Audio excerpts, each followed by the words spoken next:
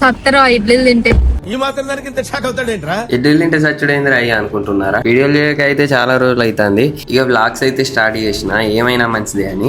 ఇక బ్లాగ్సే కాకుండా కొన్ని ఫన్నీ వీడియోస్, ఇక కొన్ని ఇన్ఫర్మేషన్ వీడియోస్ కూడా చెప్తాను. ఇక ఈ రోజు ముచ్చట ఏంటిదంటే హైదరాబాద్ లో రజనీ ఫెర్టిలిటీ సెంటర్ అయితే ఓపెన్ అవుతుంది. హైదరాబాద్ వెళ్ళే గ్యాప్ లో టిఫిన్ చేద్దామని షామీర్పేటలో ఆగినాం. ఇక ఆకలి మీద ఉన్న మేము టిఫిన్ చేద్దామని టోకెన్ తీసుకున్న తర్వాత ఇడ్లీలు అయితే గబ్బు స్మెల్ అయితే కొడుతున్నాయి. వడలు అయితే మొత్తానికి కాలేం లేదు. మా ఊళ్ళో అయితే ముక్కిర్తారు మూతిరుతారు.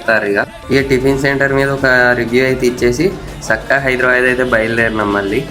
సత్తరా ఇడ్లీలు తింటే ఇక మా వాళ్ళు ఆకలి మీద ఉన్న మాటతోనే హోటల్లోనే అయితే హైదరాబాద్ వచ్చే వరకు తిట్టుకుంటున్నారు. ఇక రజనీ ఫెర్టిలిటీ సెంటర్ లో ఇవాళ అయితే పూజ ఉన్నది, అందుకే హైదరాబాద్ అయితే వచ్చినాం. ఇక హాస్పిటల్ కూడా తొందరలోనే ఓపెనింగ్ ఉంది. వర్క్స్ అయితే నడుస్తున్నాయి. మా వర్క్స్ లో మేము ఉండగా ఫైనల్లీ అన్ని పూజలు అయితే కంప్లీట్ అయ్యాయి.